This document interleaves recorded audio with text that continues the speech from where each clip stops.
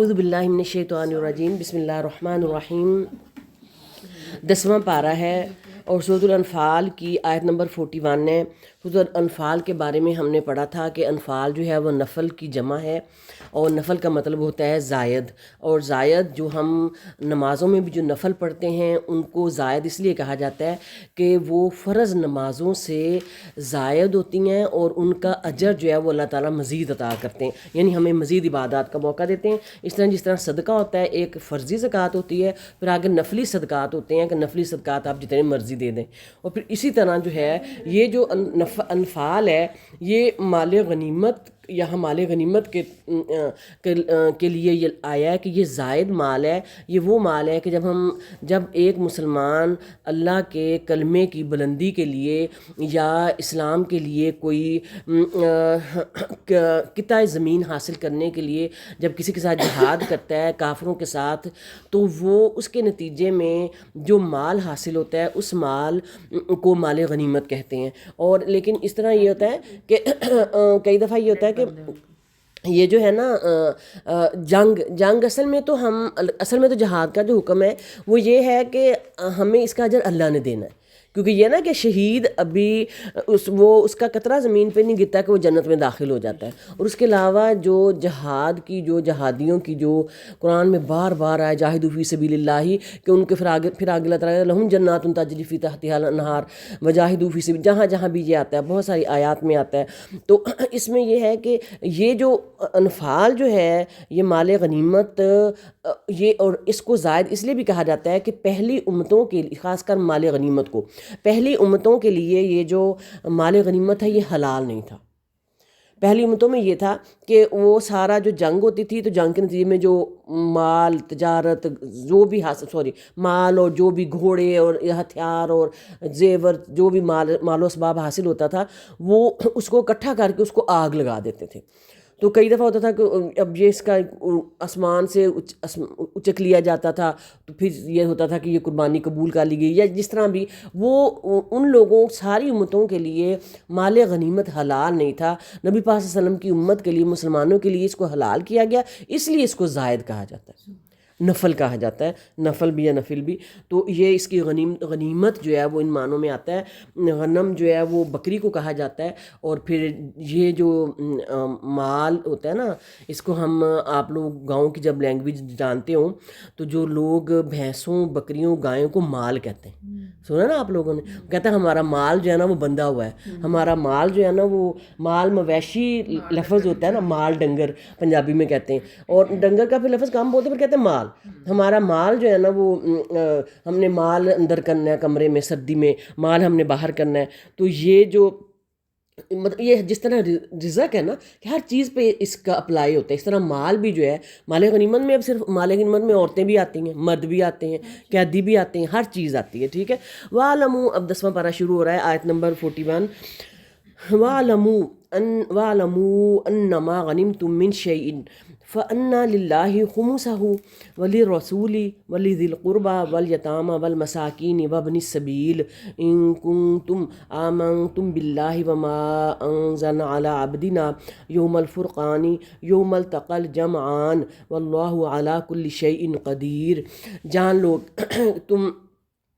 جان لو کہ تم جس قسم کی جو کچھ غنیمت حاصل کرو اس میں سے 5واں حصہ تو اللہ کا ہے اور رسول کا اور قرابت داروں کا اور یتیموں اور مسکینوں کا اور مسافروں کا، اگر تم اللہ پر ایمان لائے ہو اور اس چیز پر جو ہم نے اپنے بندے پر اس دن اتارا ہے، جو دن حق و باطل کی جدائی کا تھا، جس دن دو فوجیں بھڑ گئی تھیں، اللہ ہر چیز پر قادر ہے۔ اب یہ مال غنیمت جنگ بدر میں جو حاصل ہوا تھا اس کے اوپر صحابہ کرام کے جو آبجیکشن تھے تھوڑے بہت، اس کے نتیجے میں کہا جا رہا ہے کہ مال غنیمت میں سے کوئی شخص جب تک کہ اللہ کے نبی خود اپنے ہاتھوں سے ڈیوائیڈ نہ کریں، کوئی شخص اس میں سے ایک موتی بھی، آپ نے دیکھا تھا نا کہ ایک شخص تھا تو اس کو اس کی ماں نے کہا کہ شہید ہو گیا، تو اس کی ماں دوڑی ہے، اس نے آ کے کہا کہ یہ میرا بیٹا شہید ہو گیا۔ تو اللہ کے نبی حضرت محمد صلی اللہ علیہ وسلم نے فرمایا کہ آپ کو کیسے پتہ چلا کہ یہ شہید ہو گیا؟ اس نے مال غنیمت میں سے ایک موتی چوری کیا تھا، یا شاید ایک چادر، یہ دو الفاظ ہیں، چادر چوری کی تھی، تو چادر چوری کی تھی۔ تو مال غنیمت یہ ہے کہ جب یہ دیکھیں کتنی بڑی امانت ہے، ہم اس کو ایسی چیزوں کو کتنا معمولی لیتے ہیں. پھر اس کا یہ ہے کہ جب مال غنیمت اکٹھا ہو جانا ہے اس سارے کو ایک جگہ، اگر تو سالڈ چیزیں ہیں تو ساروں کو ایک جگہ اکٹھا کر کے نبی پاک صلی اللہ علیہ وسلم کو لایا جائے گا. وہ پھر اس کو ڈویژن کریں گے، اور اس کی ڈویژن کس طرح ہے کہ اس میں سے 5واں حصہ تو اللہ کا ہے. اب اللہ کے حصے سے کیا مراد ہے؟ اللہ کا اور اس کے رسول کا ہے، اور قرابت داروں کا اور یتیموں اور مسکینوں کا ہے. اللہ اور اس کے رسول سے مراد یہ ہے کہ ہم نے جو ہم صدقہ خیرات دیتے ہیں وہ ہم جب اللہ کو دیتے ہیں ہم کہتے ہیں نہیں ہم نے اللہ کے راستے میں دیا، یہ اللہ کا مال ہے. یا جب ہم الگ کر کے رکھ لیتے ہیں اپنے پیسے کہ یہ میں نے اللہ کے راستے میں دینا، تو ایک لفظ یہ بولتے ہیں نا کہ یہ اللہ کا مال ہے، اللہ کے نام کا. حالانکہ ایسا تو نہیں ہوتا کہ وہ اللہ کا مال ہوتا ہے، اور نہ ہی اللہ کو ہمارے مال کی ضرورت ہے. تو اب یہاں بھی انہیں معنوں میں آیا ہے کہ اللہ کا سارا ایک جگہ ڈھیر کر دیا جاتا تھا. یہ تو وہ پہلی بات ہو گئی نا جی. اب یہ دیکھیں نا، اللہ کا لفظ بطور تبرک ہے نیز اس لیے کہ اللہ تعالیٰ ہی ہر چیز کا مالک ہے اور حکم بھی اسی کا چلتا ہے. اصل مراد جو ہے اللہ اور اس کے رسول کے حصے سے ایک ہی ہے، یعنی جو اللہ کا حصہ کہا گیا اصل میں حضرت محمد صلی اللہ علیہ وسلم کا حصہ ہے. یعنی سارے مال غنیمت کے 5 حصے کر کے 4 حصے تو ان مجاہدین میں تقسیم کیے جاتے ہیں. ایک سامنے فرض کریں ایک چیز آئی ہے، چلیں ایک اس کی اگزامپل لے لیں کہ گندم کی 5 بوریاں آئی ہیں. ایزی میں آپ کو سمجھا دوں.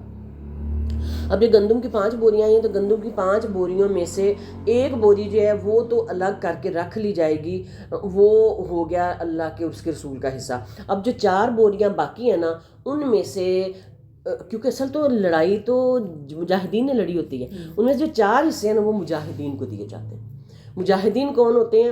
جو سواری پہ ہوتے ہیں ان کو 3 حصے دیے جاتے ہیں، اور جو پیادہ یعنی پیدل جہاد کرتے ہیں ان کو 1 حصہ دیا جاتا ہے. اب جو 1 حصہ اللہ کے رسول کا، 4 بوریاں باقی رہ گئی تھی. 4 بوری میں جو 3 بوریاں ہیں وہ ڈیوائیڈ کی جائیں گی جن لوگوں نے اپنی سواریوں پہ جہاد کیا، اس لیے کہ انہوں نے سواریوں کو سنبھالا، انہوں نے ان کی دیکھ بھال کی، انہوں نے ان کو کھانا کھلایا، اپنی سواریاں یوز کیں، اور کئیوں کی مر بھی گئیں.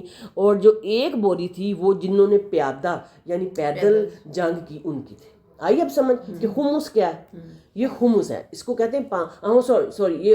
اور اب جو پھر جو 1/5واں حصہ بچا اب وہ کس کا ہے؟ وہ کیا تھا؟ اس 5 حصے میں بھی آگے کیا ہے کہ وہ بھی وہ رسول اللہ صلی اللہ علیہ وسلم کا، اور اس کے بعد اسے مفاد عامہ میں خرچ کیا جاتا ہے. یعنی کس کا ہے؟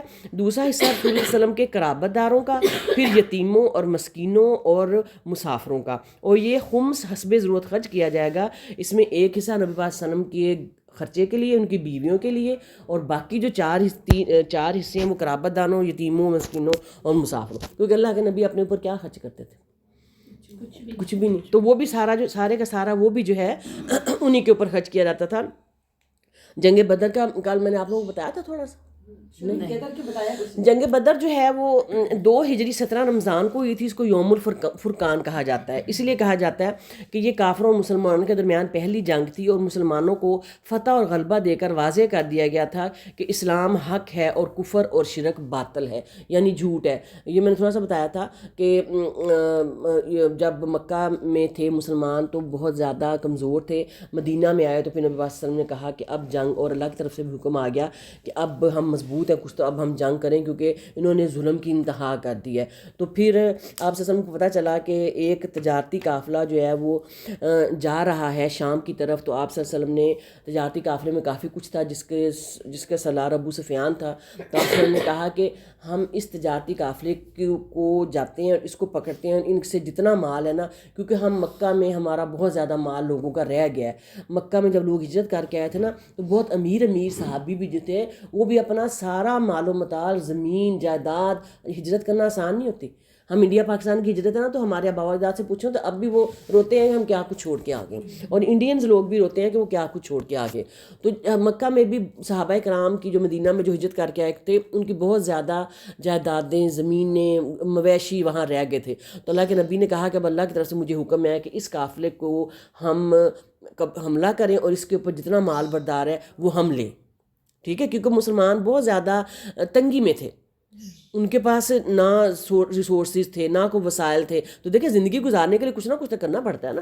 تو بہت بڑا وہ اس دور کے پتہ نہیں 50,000 دینار اور کتنے اس میں گھوڑے تھے اور کتنے اونٹ تھے، بہت بڑا قافلہ تھا. لیکن وہ جو ابو سفیان تھا وہ بہت زیادہ شاطر بندہ تھا. اس کو پتہ چل گیا، اس نے وہ خبر جا کے مکہ میں پھیلا دی.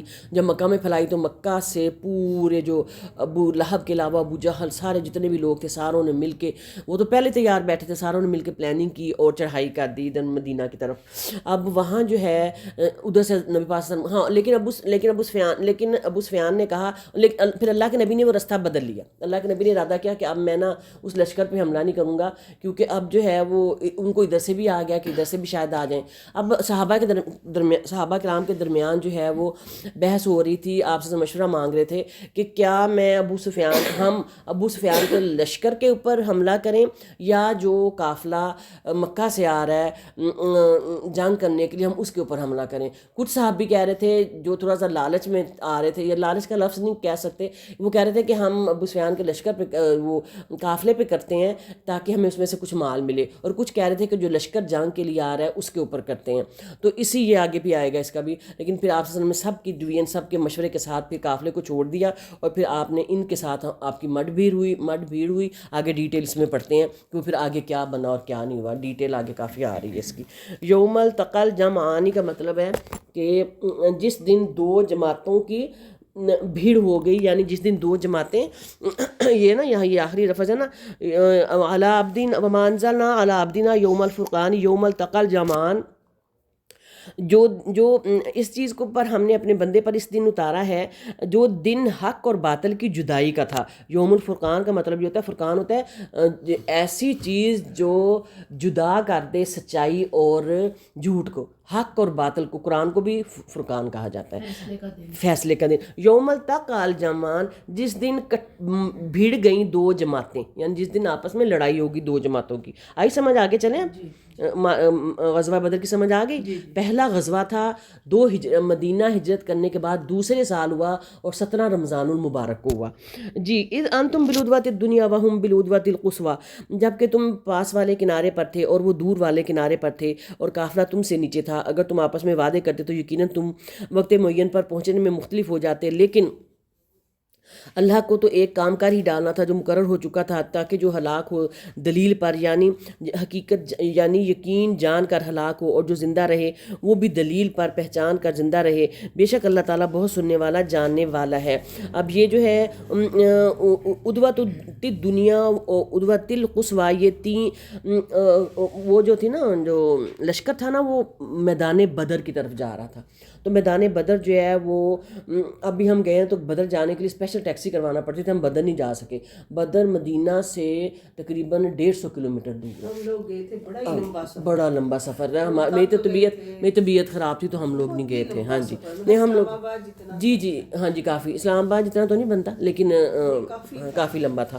تو وہ تو دیکھیں نا وہاں. تو پھر یہ انہوں نے پھر کیا کیا کہ تین تھے، ایک اس کو جانے والے 3 رستے تھے. ایک رستہ نزدیک کا تھا، ایک دور کا تھا، اور ایک مشرق کی طرف جاتا تھا. پھر آپ صلی اللہ علیہ وسلم نے ان میں سے جو مشرق کی طرف سے جاتا تھا وہ رستہ اختیار کیا، اور پھر آپ نے لشکر کے ساتھ جو مکہ سے آ رہا تھا سارے قبائل اکٹھے ہو کے ان کے ساتھ مقابلہ کرنے کی ٹھانی، اور ابو سفیان کے جو قافلہ تھا سامان تجارت کا اس کو چھوڑ دیا.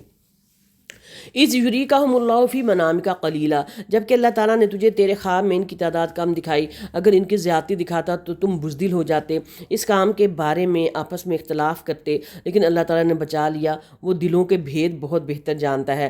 اللہ تعالیٰ نے نبی صلی اللہ علیہ وسلم کو خواب میں کافروں کی تعداد کم دکھائی، اس طرح کہ اللہ تعالیٰ کے ساتھ نبیوں کے ساتھ اللہ تعالیٰ کی مدد ہمیشہ ہوتی ہے. تو وہ obvious سی بات ہے کہ اسی سینس میں ہوتی ہے نا. آپ صلی اللہ علیہ وسلم کے ساتھ تقریباً 313 لوگ تھے، اور اس وقت سب نے یک زبان ہو کے کہا تھا کہ ہم آپ کے ساتھ جائیں گے. ہم حضرت موسیٰ کی طرح نہیں، یہ پورشن میں بھول ہی گئی کہ ہم حضرت موسیٰ کی طرح نہیں کہیں گے کہ تو اور تیرا رب جا کے جنگ لڑ. تو سارے صحابہ نے جی حضور کہا تھا، اور اتنی مطلب فرط جذبات اور اتنی چاہت اور جذبے اور قربانی کے ساتھ اس جنگ میں حصہ لیا تھا نا کہ آپ صلی اللہ علیہ وسلم کے آگے تھے. تو اس وقت تو ہاں تو پھر اب اللہ تعالیٰ نے مسلمانوں کو تسلی 313 جو ان میں اوس اور خزرج کے بھی ملا کے انصار بھی ملا کے سارے ملا کے تقریباً 313 لوگ بنے تھے اور چند اونٹ تھے، اسی لیے تو پھر حملہ کیا کر رہے تھے کہ بہت بہت تعداد کم تھی اور بہت قسم پرسی کی حالت تھی مسلمانوں کی، تلواریں بھی کم تھیں. تو اب اس طرح تو نہیں غلبہ حاصل کیا جا سکتا. ہم کہتے ہیں کہ ہم صرف پڑھتے رہیں، بیٹھ کے پڑھتے رہیں اور غلبہ کو کچھ حاصل نہ کریں. بھائی طاقت کے لیے آپ کو گھوڑے تیار رکھو، اپنے میزائل بناؤ، اپنے ایٹم بم بناؤ. واہ جب ہمارے پاس یہ چیزیں نہیں ہوں گی تو لوگ کافر ہمارے اوپر حملہ کریں گے نا، کیوں نہیں کریں گے؟ کریں گے نا. تو یہ ہمیں کے ساتھ ساتھ اموال کی بھی ضرورت، بالکل جذبے کے ساتھ ساتھ ریسورسز، دنیاوی اسباب کی بہت زیادہ ضرورت ہوتی ہے، بہت زیادہ. اسی لیے ہم مسلمان پیچھے ہیں کہ ہم کہتے ہیں صرف جذبہ کام آئے گا. بھئی اکیلا جذبہ کہیں نہیں کام آتا. ہاں جذبہ کام بہت آتا ہے، لیکن اگر آپ کے پاس فرض کریں ان کے پاس بھی اتنا مال ہے، آپ کے پاس بھی اتنا مال ہے، تو پھر مسلمانوں کا جذبہ ہی غالب آتا ہے.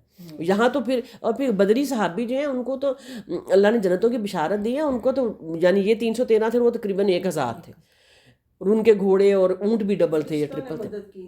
اور پھر پہلے اللہ نے کیا کیا؟ اللہ نے نبی پاک کو خواب دکھایا اور اس میں جو کافر تھے نا ان کی تعداد ہی کم دکھائی کہ وہ جو قافلہ آ رہا ہے نا، جو لشکر آ رہا ہے نا لڑنے کے لیے، وہ تھوڑے سے ہیں. وہیں سے آپ کے دل کو تسلی ہوگی اور آپ نے صحابہ کو بتایا کہ وہ تو تھوڑے سے ہیں، حالانکہ وہ زیادہ تھے. یہ اللہ کی کیا تھی؟ یہ اللہ کی حکمتی تدبیر تھی. وَإِذْ يُرِيكُمُوهُمْ، اور جب کہ اس نے بوقت ملاقات انہیں تمہاری نگاہوں میں بہت کم دکھائے اور تمہیں ان کی نگاہوں میں کم دکھائے، تاکہ اللہ تعالیٰ اس کام کو انجام تک پہنچا دے جو کرنا ہی تھا، اور سب کام اللہ ہی کی طرف پھیرے جاتے ہیں.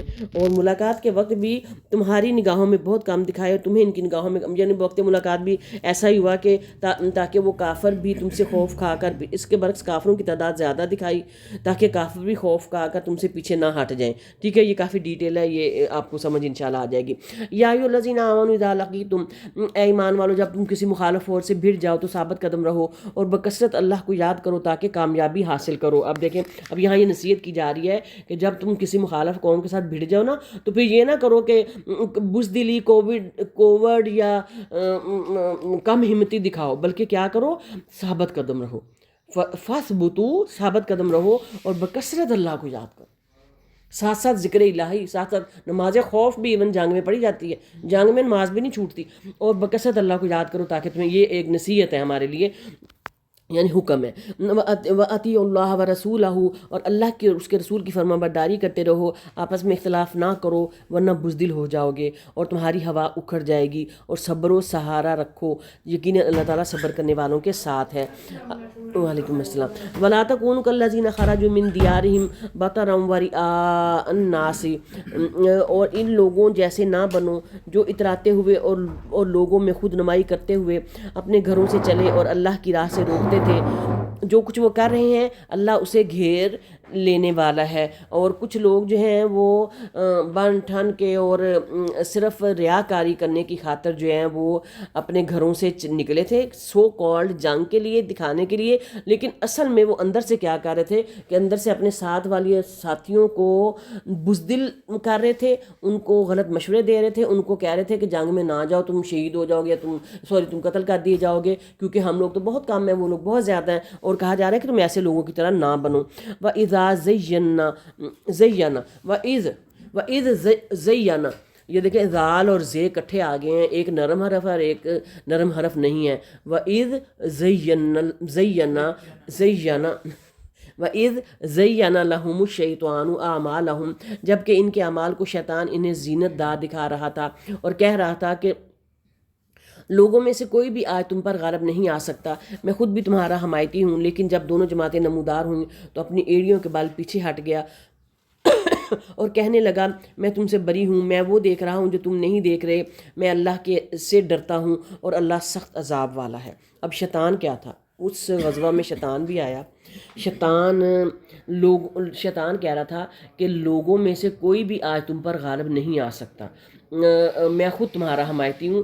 مسلمانوں کے گروہوں میں آ کے کہہ رہا تھا کہ میں تو تمہارا حمایتی ہوں اور کیا ان کے اعمال کو نہیں کافروں سوری غلط ہو گیا، کیا میں نے کہہ دیا، کافروں کے گروہ میں شیطان تھا اور کافروں ان کے اعمال کو، پر کافروں کی بات ہو رہی نا، اور ان کو کہہ رہا تھا کہ آج تم پر کوئی غالب نہیں آ سکتا، یعنی تم لوگ ہی جیتو گے، کافروں کو کہہ رہا تھا۔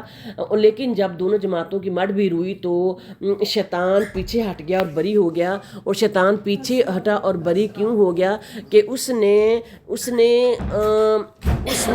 اس جنگ میں اللہ کی مدد دیکھ لی تھی اور فرشتے دیکھ لیے تھے، کیونکہ شیطان کے پاس پاور تو ہے نا، شیطان جو ہے وہ جن تھا، اور جن بھی ایسا کہ فرشتوں میں شامل تھا، تو اس کے پاس یہ طاقت تو تھی۔ جب اس نے دیکھا کہ ہاں جی یہ ذرا سنیں تاکہ آپ کو تھوڑا سا ہو جائے۔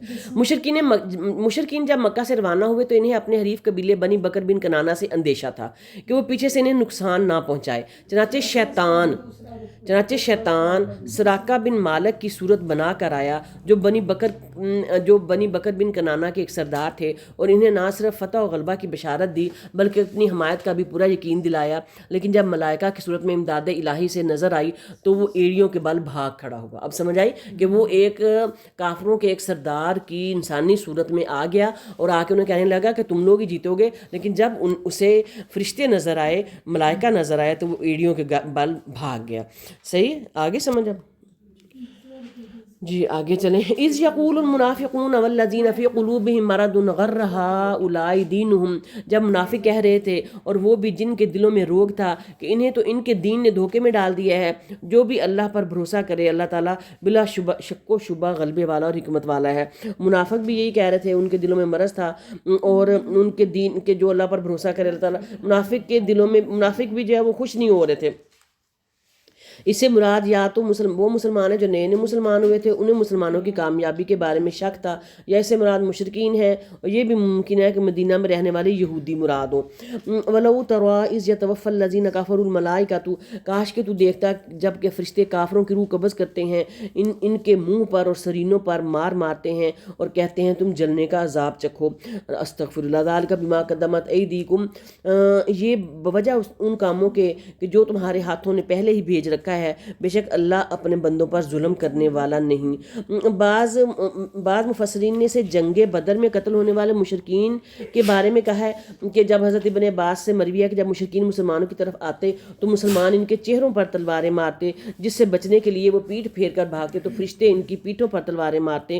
ایک تو یہ اس وقت کے جنگ کے لوگوں کے لیے بھی، دوسرا جو ہے یہ ایک آیت عام ہے کہ ہر کافر اور مشرک کی جب جان نکلتی ہے تو موت کے فرشتے اس کے منہ اور اس کی پیٹھوں پر جو ہے وہ مارتے ہیں، گرز مارتے ہیں، یا کیا وہ لفظ ہوتا ہے وہ مارتے ہیں جی۔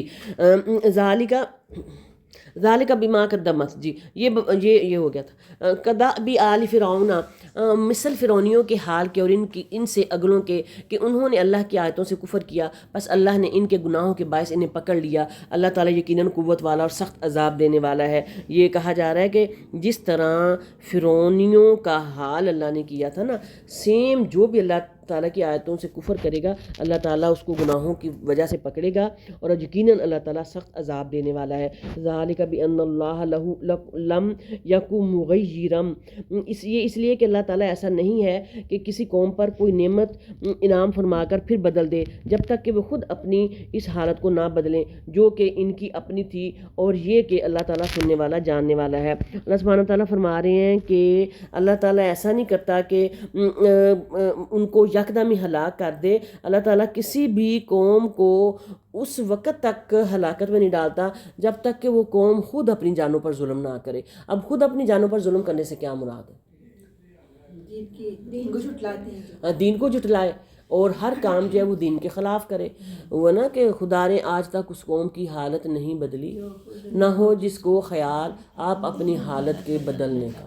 ہمارا آج کل وہی حال ہے نا کہ جب تک ہم خود نہیں ہوں گے، ہم حکمرانوں کو گالیاں دیتے رہتے، لیکن جب تک ہم خود صحیح نہیں ہوں گے، اب حکمران ہمیں یہ تو نہیں آ کے کہتا کہ ہم گاڑی میں جا رہے ہیں تو ٹیشو باہر پھینکتے جا رہے ہیں، کنوں کے چھلکے باہر پھینکتے جا رہے ہیں، ببل باہر پھینکتے جا رہے ہیں۔ حکمران ہمارے ساتھ ہر جگہ تو نہیں لگے ہوئے نا۔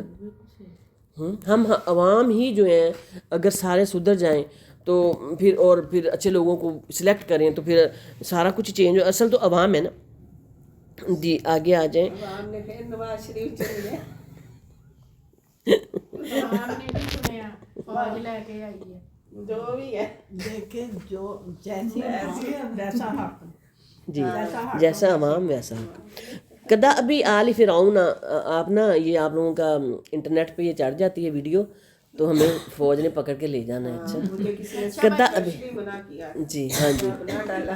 جی اچھا وہ نا ਆਪਾ ਜੀ ਪਤਾ ਕਿਉਂ ਨਹੀਂ ਆ ਰਿਹਾ ਫੌਜ ਦੇ ਵਿੱਚ? ہاں جی ਉਹਨਾਂ ਦੇ ਬੇਟੇ ਨੇ ਕੁਰਾਨ ਹੈ ਨਾ ਹਿਫਜ਼ ਕੀਤਾ ਤੇ ਉਹ ਉਹਦੇ ਕੋਲ ਕੁਰਾਨ ਸੁਣ ਰਿਹਾ ਰਾਤ ਨੂੰ. وجیہ ਹਾਂਜੀ ماشاء دیکھو تو میں بھی ہاں میں بھی غلط سوچ رہے تھے. کتنی اچھی بات. مسز اقبال سے پوچھا تھا, ਹਾਂਜੀ میں نے کہا وجیہ کیوں نہیں آ رہی؟ کہتی ان کے بیٹے نے قرآن حفظ کر لیا ہے, اب وہ اپنے بچے کے پیچھے پڑھ رہے ہیں. ماشاء تاکہ اس کی منزل پکی ہو جائے.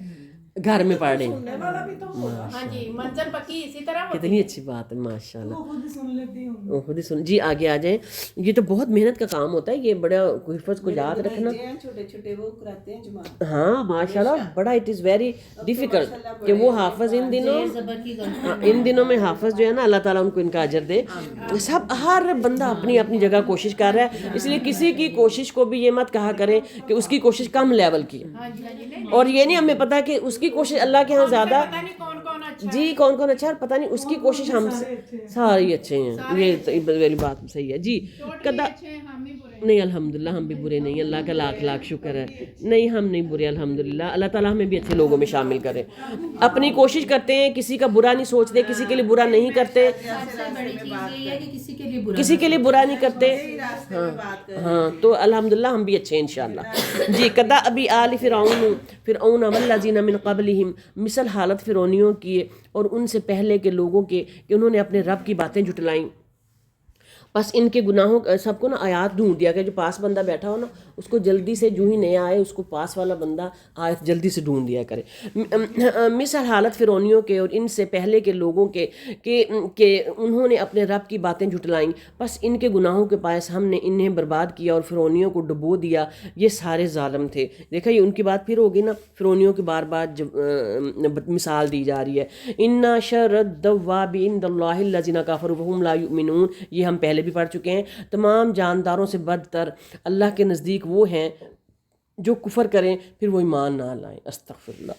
لوگوں کو, کافروں کو جانوروں سے بھی بدتر مخلوق قرار دیا گیا ہے کہ وہ ایمان بھی نہ لائیں اور پھر اللہ کی آیات کو جھٹلائیں.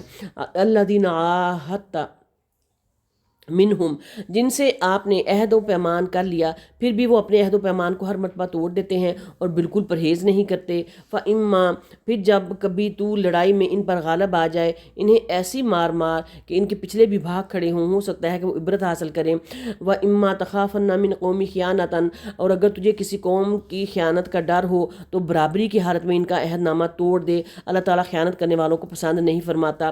یہ اب احکامات بتائے جا رہے ہیں, اللہ کے نبی کو بتائے جا رہے ہیں کہ جب آپ یہ, اور یہی احکامات اب ہماری زندگی میں بھی لاگو ہیں کہ اگر کوئی شخص اتنا ہی خیانت بار بار کر رہا ہے, آپ کا عہد نامہ بار بار توڑ رہا ہے, تو پھر تمہیں بھی وہ عہد نامہ یعنی کہ نا اتنا بھی اچھا نہیں بننے کی ضرورت کہ وہ تمہیں ہڑاپی کر جائیں. تو یہاں یہی بات کی جا رہی ہے نا کہ اگر تجھے کسی قوم کی خیانت کا ڈر ہو تو برابری کی حالت میں ان کا عہد نامہ توڑ ڈال.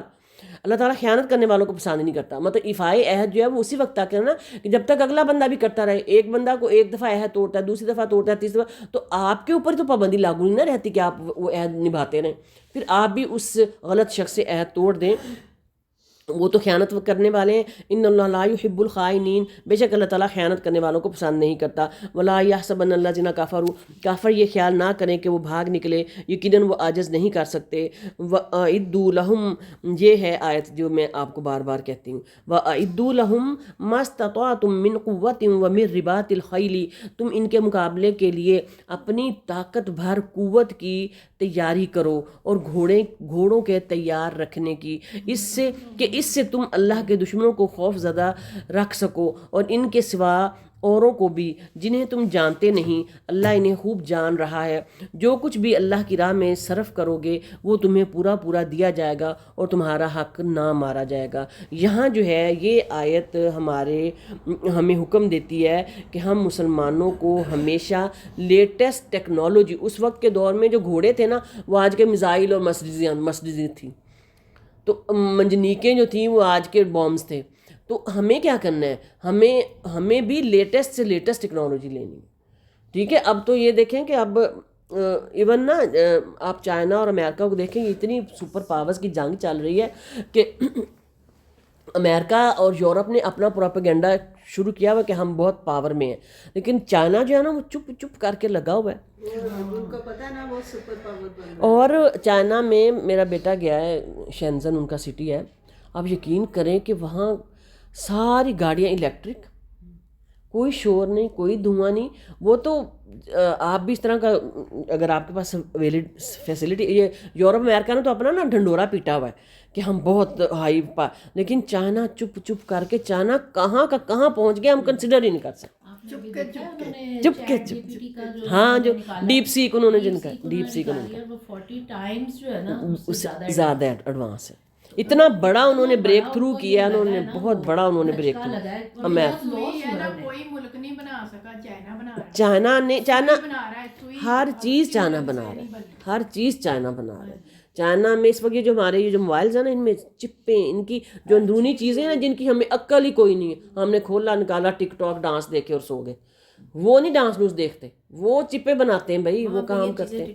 وہاں بین, وہاں ہے ہی نہیں, وہاں پہ بین ہے. ویسے بھی انہوں نے جب ان کے پاس اتنا ٹائم ہی نہیں ہے. ان کی ٹائم ہی میں ابھی آج کل دیکھ رہی ہوں لوگ سمرار ہے وہ باقی کنٹریز کا دورہ کر رہا ہے, چائنا پھر رہا ہے. میں دیکھ رہی ہوں جو سٹی ہے وہ اتنی آرگنائز طریقے سے انہوں نے بنائی ہوئی, گھر بنے ہوئے. سڑکوں کے جال دیکھیں, کیا پاسبل ہے کہ ہم لوگ کیا امیجن بھی کر سکتے. سمندروں کے نیچے سے ٹنل بنائی ہے. اب میرے بیٹے کو جو پروجیکٹ ملا ہے اس کو کہتے ہیں ریکلیمیشن. بات لمبی ہو رہی ہے. ہانگ کانگ شہر چھوٹا ہے, اس پہ زمین کم ہے اور سمندر زیادہ ہے. اور ہانگ کانگ کیا کرتا ہے کہ سمندر میں مٹی ڈال ڈال کے اپنی زمین بڑھا رہا ہے. اور مٹی ڈال ڈال کے پہلے زمین بڑھاتا ہے, پہلے پلر کھوتا ہے سمندر میں, پھر پلروں کے اوپر مٹی بھرتا ہے, پھر پلروں کے اوپر مٹی بھر کے پھر اس کے اوپر بلڈنگز کھڑی کرتا ہے. اندازہ لگائیں ذرا, دبئی میں بنا ہوا ہے برج جو ہے وہ بھی ایسا ہی ہے. پام یہ آئلینڈ تو آپ جو کی ہے بات ہے, وہ 7 سال مصنوعی ہے. وہ پہلے بھی میں تو گئی یہ نا چائنا جاپان ہی کر رہے ہیں, وہاں پہ بھی سارے کام. تو بیٹا لے کے گیا نہیں سارا نہیں مصنوعی ہے, وہ جو پام آئلینڈ ہے نا وہ پورا انہوں نے مصنوعی کہتا بنایا. امی وہاں آپ پہ ایسے دیکھیں بنا ہے. اندازہ کر سکتے ہیں عراق سے سیدھا ادھر تیل آ رہا ہے پائپ لائنوں کے تھرو, پائپ لائنوں کے تھرو. چیک کریں ذرا. اور ہم کیا ہیں تو بہت زیادہ, تو اس لیے پھر مسلمانوں کو بہت زیادہ ہم اب ایون ہمارے پاس سعودی عرب ہے, دبئی ہے, ابو ظہبی, ہمارے پاس اتنا پیسہ ہے نا, ہم بلڈنگیں بنانے میں لگے ہیں, لیٹسٹ ٹیکنالوجی نہیں ہم لے پا رہے, ہمارے پاس دماغ ہی نہیں ہے. وہاں جو ریفائنریز ہیں, آئل ریفائنریز ہیں نا, جہاں تیل نکلتا ہے یہ دمام شمام, اور وہاں جتنے بھی بڑے سائنٹیفک لیول کے آفیسرز ہیں نا وہ انگریز ہیں, یہودی ہیں. اور ہم سارے جو ہیں وہ پاکستانی بنگلہ دیشی مزدور ہیں وہاں, لیبر کا کام. سب سے بڑی بات پتہ کیا ہے, ہم نیت میں خلل, ہم نیت, اچھا اب ساروں نے عہد کرنا ہے, ہم نیت میں خلل کرتے ہیں. اب ساروں نے عہد کرنا ہے کہ اپنے بچوں کو سب سے پہلے بیسک دین کا علم دینا ہے, جو حفظ کرتا ہے اس کو حفظ کروانا. اس کے بعد جو قرآن پڑھتا ہے نماز کا پابند بنانا ہے, 5 وقت کا, روزے کا. اس کے بعد ہائی سے ہائی لیول کا دنیاوی علم دینا ہے, تاکہ ہمارے بچے بھی لیبر سے نکل کے انجینئر, ڈاکٹر اور چیف انجینئر بنیں انشاءاللہ کریں, انشاءاللہ لازم. ٹھیک ہے, آمین آمین. جو بڑی قوتیں بننے ہی نہیں نہ دیتی. تہمینہ باجی ہم بنتے ہی نہیں ہیں, ہم جو یار بنے بھی ہوئے نا ان کو مروا دیتی. جو اچھا ٹیلنٹ ہے وہ تو سارا ادھر بھیج وہ ادھر بھیج دیتا ہے. ہمارے اپنے, آپ یہ نہ کہیں کسی کے اوپر نہ ڈالیں, وہ فائدہ اٹھاتا کریم ہمارے, آپ یہ نہ کہیں کہ ہم کوئی نہیں بننے دیتا. آپ پاکستان میں یہاں نہیں آگے چلیں. اعوذ باللہ من الشیطان الرجیم, بسم اللہ الرحمن الرحیم. وَإِن جَنَحُوا لِلسِّلْمِ, اگر وہ صلح کی طرف جھکیں تو تو بھی صلح کی طرف جھک جا, اور اللہ پر بھروسہ رکھ, یقیناً وہ بہت سننے والا جاننے والا ہے. اب یہ کہا جا رہا ہے کہ اگر کوئی دشمن آپ کے ساتھ لڑائی کرنے کی اس نے کوشش کی ہے اور پھر وہ صلح کرنا چاہ رہا ہے تو آپ بھی صلح کر لو. وَإِن يُرِيدُوا أَن يَخْدَعُوكَ, اور اگر وہ تجھ سے دغا بازی کرنا چاہیں تو اللہ تجھے کافی ہے, اس نے اپنی مدد سے اور مومنوں سے تیری تائید کی ہے. وَأَلْفَ بَيْنَ قُلُوبِهِمْ لَوْ أَنفَقْتَ, ان کے دلوں میں باہمی الفت بھی اسی نے ڈالی ہے. زمین میں جو کچھ ہے تو اگر سارا کا سارا بھی خرچ کر ڈالتا تو بھی ان کے دل آپس میں نہ ملا سکتا تھا، یہ تو اللہ ہی نے ان کے دل میں الفت ڈالی ہے، وہ غالب اور حکمت والا ہے۔ اس آیت میں اللہ تعالیٰ نے نبی پاک صلی اللہ علیہ وسلم اور مومنوں پر جو احسانات فرمایا نا، ان احسانات کا ذکر کر اللہ تعالیٰ کہ اللہ تعالیٰ نے مومنوں کی، نبی صلی اللہ علیہ وسلم کی مومنوں کے ذریعے سے مدد فرمائی، وہ آپ کے دستے بازو بنے، محافظ بنے، اور مومنین پر یہ احسان فرمایا کہ ان کے درمیان پہلے عداوت تھی، اسے محبت اور الفت میں بدل دیا، وہ ایک دوسرے کے خون کے پیاسے تھے۔ یہ تو آپ کو پتہ نا کہ اوس اور خزرج، اور آپ دیکھیں کہ جو ہم قرآن پڑھتے ہیں، آپ لوگوں کو نہیں لگتا کہ قرآن پڑھنے کے بعد آپ کے آپس میں محبت زیادہ ہو گئی ہے؟ ہاں جی، کئی برائیاں ختم ہوتی ہیں، مطلب ایک دوسرے سے ایویں خام خام نے بیع رکھے ہوتے ہیں، ایک دوسرے کے گھر نہیں جانا، ایک دوسرے سے بات نہیں کرنی، ایک دوسرے سے کچھ نہیں کرنا، تو یہ تو بڑی سطحی چیزیں ہیں بھائی، جو اصل قرآن ہے اس کے مقابلے میں۔ ہاں، اصل تو زندگی کا اور ہم کچھ اور بنا کے بیٹھے ہیں۔ میں کہتی کسی سے چیزیں مانگ لیا کریں، ہم سائیں سے چیزیں مانگا کریں، ہم سامنے ہمارے ہمسائے نا ہمیں دوسری چیزیں مانگتے رہتے ہیں، وہ جاگ مانگنے آتے، وہ ٹماٹر مانگنے آتے، وہ اتنا مزہ آتا ہے نا۔ میں صرف اس لیے کہ پرانے زمانے میں پھر وہ تعلقات بھی تعلقات مانگا کریں۔ اب تو لوگ ساتھ والے گھر میں اگر آپ نے ان سے شازیہ سے جا کے فرض کریں کوئی چیز ٹماٹر مانگ لیا، تو کیا آپ ٹماٹر خریدیں جو یہ آپ میں سکت نہیں تھی؟ صرف اس لیے مانگے کہ میں نے ان کے گھر جانا ہے، خیر خبر مل جائے گی۔ اگر انہوں نے ان سے ٹھیک ہے، ہاں مربت ہے، ہاں توری دے دو، وہ ہم لیتے رہتے ہیں جی جو عشرت ہے۔ جی جی وہ جب جب گھر بنا رہے تھے، آپ یقین کریں ہم نے یہ نہیں کہا کہ ان کو یہ دیں یا احسان کریں، جتنا ہم سے ہو سکا ہم کرتے رہے ان کے ساتھ۔ تو پھر جب وہ آگے شفٹ ہو گئے تو میں ان کو ملنے گئی، تو اس کی مسز پتہ کیا کہتی ہے، ہم کسی سے ملتے نہیں۔ اچھا آگے چلیں، استغفر اللہ، یا ایھا النبی حسبک اللہ، یہ میرے ساتھ بھی، یہ میرے سیم یہ میرے ساتھ بھی ہوا تھا۔ آگے چلتے ہیں، یا ایھا النبی حسبک اللہ ومن اتبعک من المؤمنین، اے نبی تجھے اللہ کافی اور ان مومنوں کو جو تیری پیروی کر رہے ہیں۔ یا ایھا النبی حرض المؤمنین، اے نبی ایمان والوں کو جہاد کا شوق دلاؤ، اگر تم میں 20 بھی صبر کرنے والے ہوں گے تو 200 پر غالب رہیں گے، اور اگر تم میں 100 ہوں گے تو 1000 کافروں پر غالب رہیں گے، اس واسطے کہ وہ بے سمجھ لوگ ہیں۔ یہاں یہ کہا مسلمانوں کو جہاد کا شوق دلانے کے لیے کہا جا رہا ہے کہ مسلمانوں کو اللہ نے اتنی طاقت دی ہے کہ اگر تم لوگ اگر 20 ہوگے تو تم 200 پر غالب ہوگے، اور اگر تم لوگ 100 ہوگے تو تم 1000 پر غالب ہوگے۔ اللہ نے تمہارے اندر اتنا جذبہ رکھا ہے۔ الآن خفف اللہ، اچھا اب اللہ تعالیٰ تمہارا بوجھ ہلکا کرتا ہے، وہ خوب جانتا ہے کہ تم میں ناتوانی ہے، بس اگر تم میں سے 100 صبر کرنے والے ہوں گے تو وہ 200 پر غالب رہیں گے، اور اگر تم میں سے 1000 ہوں گے تو اللہ کے حکم سے 2000 پر غالب رہیں گے۔ اللہ صبر کرنے والوں کے ساتھ ہے۔ یہ ما کان لنبی ان یکون، نبی کے ہاتھ میں قیدی نہیں چاہیے جب تک کہ ملک میں اچھی خون ریزی کی جنگ نہ ہو جائے۔ تم تو دنیا کے مال چاہتے ہو اور اللہ کا ارادہ آخرت کا ہے، اللہ زور آور اور باحکمت ہے۔ یہاں جنگ کرنے کا حکم ہے، پھر جنگ کرنے کے بعد جو تلقین کی گئی ہے وہ یہ ہے کہ جنگ مال غنیمت کے لالچ کی خاطر مت کرو، بلکہ جنگ جو ہے اللہ کا ارادہ آخرت کا ہے، آخرت میں اپنا جنتوں میں گھر حاصل کرنے کے لیے جنگ کرو۔ لولا کتاب من اللہ، اگر پہلے ہی سے اللہ کی طرف سے بات لکھی ہوئی نہ ہوتی تو جو کچھ تم نے لیا ہے اس بارے میں تمہیں کوئی بڑی سزا ہوتی۔ فَكُلُوا مِمَّا غَنِمْتُمْ حَلَالًا طَيِّبًا، بس جو کچھ حلال اور پاکیزہ غنیمت تم نے حاصل کی ہے خوب کھاؤ پیے اور اللہ سے ڈرتے رہو، یقیناً اللہ تعالیٰ غفور رحیم ہے۔ اب یہ جو قیدی آئے تھے، 70 قیدی آئے تھے، ان کے بارے میں ڈیٹیل ہے، پھر آگے جو مال و متاع آیا تھا اس کے بارے میں ڈیٹیل ہے کہ جو کس کے لیے حلال ہے کس کے لیے حرام۔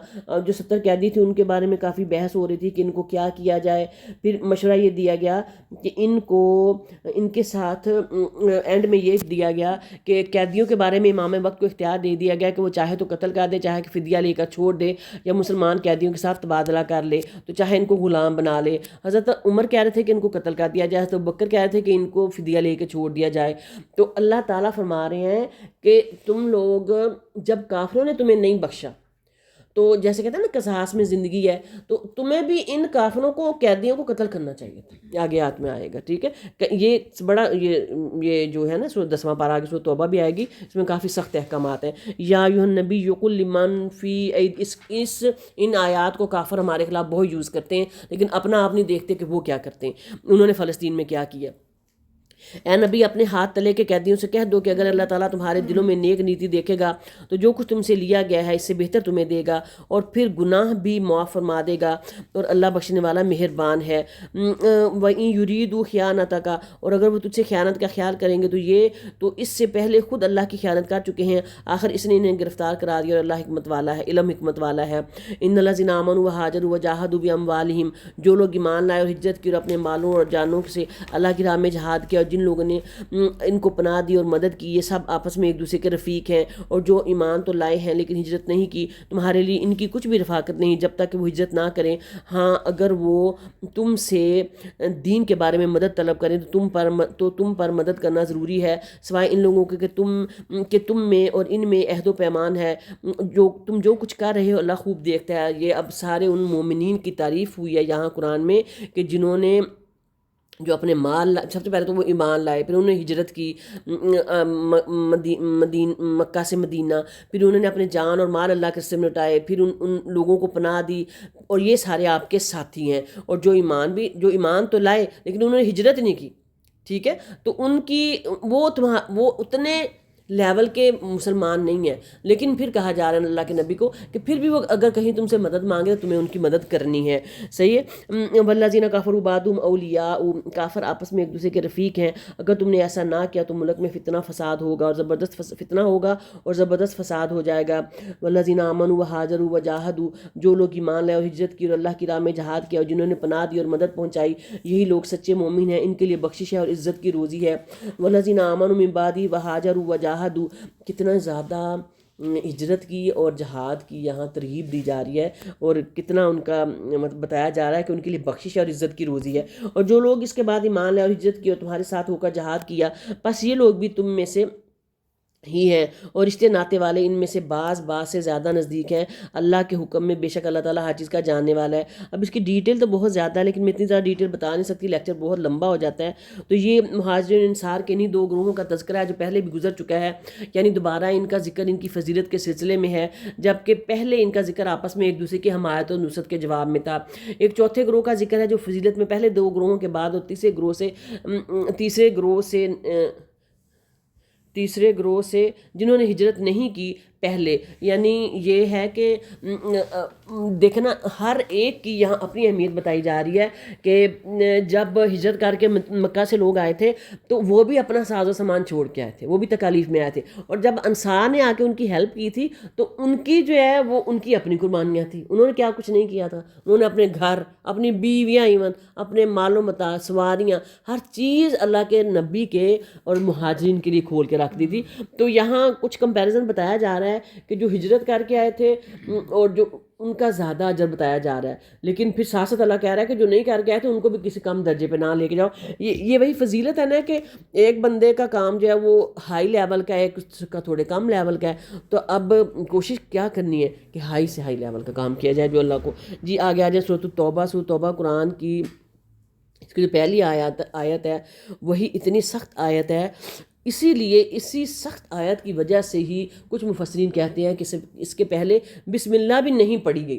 بسم اللہ جب ہم نے پڑھنی ہے نا تو ہم نے کوئی نیک کام میں برکت حاصل کرنے کے لیے پڑھنی ہے، لیکن یہ آیت جو ہے وہ اتنی سخت ہے کہ اس کے پہلے ہم نے برکت نہیں حاصل کرنی، اس سے پہلے ہم نے سختی پڑھیں گے نا پھر ہمیں سمجھ آئے گی کہ بسم اللہ اس کے سامنے اس سے پہلے کیوں نہیں. ویسے تو اللہ تعالیٰ نے اتارا ہی اس طرح، اللہ تعالیٰ نے بسم اللہ پڑھی، سکھائی نہیں نبی پاک کو، اور قرآن میں آئی نہیں. تو لیکن مفسرین اس کی یہ تفصیل کرتے ہیں کہ یہ کیوں نہیں آئی، تھوڑا سا اپنے پاس سے اندازہ لگاتے ہیں. اب پڑھتے ہیں کہ کیا ہے. سورۃ التوبہ. براءۃ من اللہ ورسولہ الی الذین عاہدتم من المشرکین، اللہ اور اس کے رسول کی جانب سے بیزاری کا اعلان ہے ان مشرکوں کے بارے میں جن سے تم نے عہد و پیمان کیا ہے. برا، سب سے پہلے میں آپ کو برا کا مطلب بتاتی ہوں. برا جو ہے وہ برا کا مطلب ہوتا ہے کہ بیزاری کا اظہار کرنا. کہتے ہیں نا میں اس کی اگر فرض کرو کوئی میرا کوئی ریلیٹیو چوری کرتا ہے یا وہ کوئی کسی غلط بزنس میں انوالو ہے تو میں اسے بری ہوں. ٹھیک ہے, براعت کا مطلب ہے کہ میں اسے بیزار ہوں, میں اسے بری ہوں, مطلب لا تلقی کا اعلان کرتا ہوں, اور ایک قسم کا جو ماں باپ کی دفعہ آ کے بھی کر دیتے ہیں وہ. لیکن یہاں کیا ہے, یہاں کہ یہ کہا جا رہا ہے کہ فتح مکہ جب ہو گئی تو 9 ہجری میں جب مسلمانوں کے پاس پاور آ گئی, بہت سارے غزوات ہو گئے اور بہت سارے لوگ جوک در جوک مسلمان ہو گئے, تو پھر ایک وقت ایسا آ گیا کیونکہ اللہ تعالیٰ کا یہ حکم تھا کہ جو مکہ اور مدینہ ہے اس کو مشرکین سے پاک کیا جائے.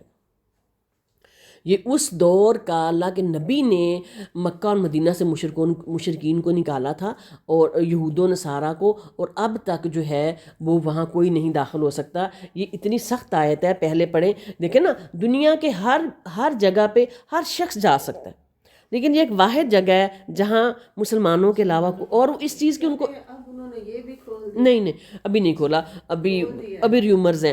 تو یہ اس چیز کی ان کو بڑی تکلیف ہے, غیر مسلموں کو اس چیز کی بڑی تکلیف ہے. کھول دیں گے تو پھر وہی قیامت کی نشانی ہی ہے نا.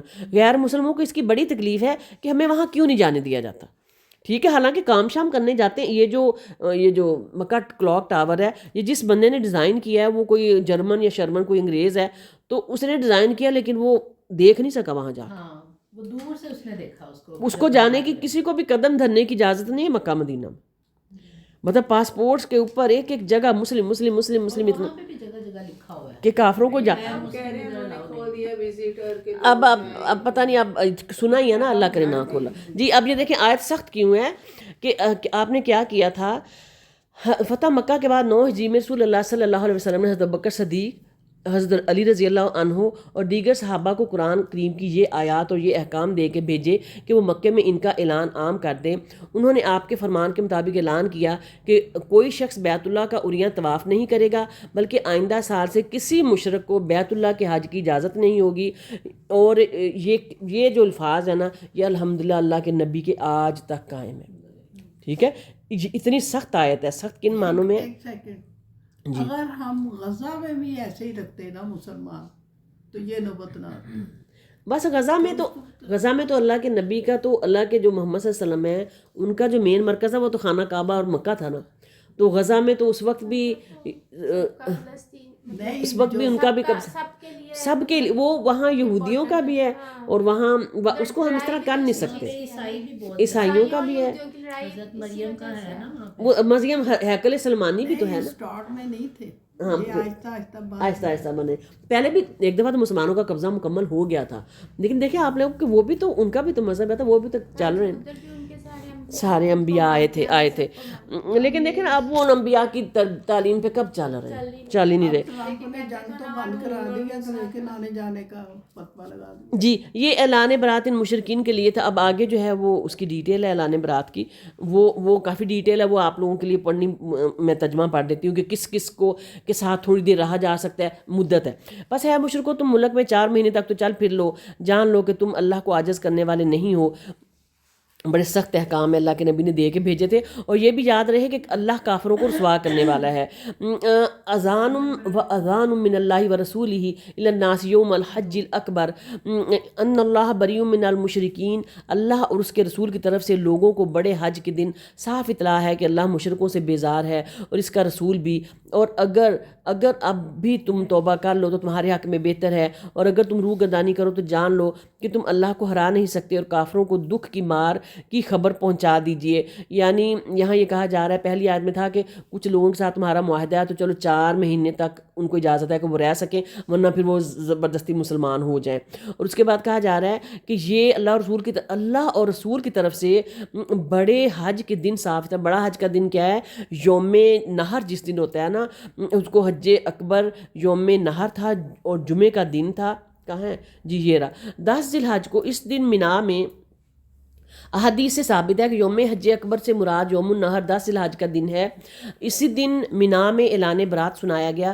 10 ذی الحجہ کو حج اکبر کا دن اسی لیے کہا گیا ہے کہ اس دن حج کے سب سے زیادہ اور اہم مناسک ادا کیے جاتے ہیں, اور اکثر عوام عمرے کو حج اصغر کہا کرتے تھے, اس لیے عمرے سے ممتاز کرنے کے لیے حج کو حج اکبر کہا گیا ہے. اور عوام میں جو یہ مشہور ہے کہ جو حج جمعے والا دن آئے وہ حج اکبر ہے, یہ غلط بات ہے.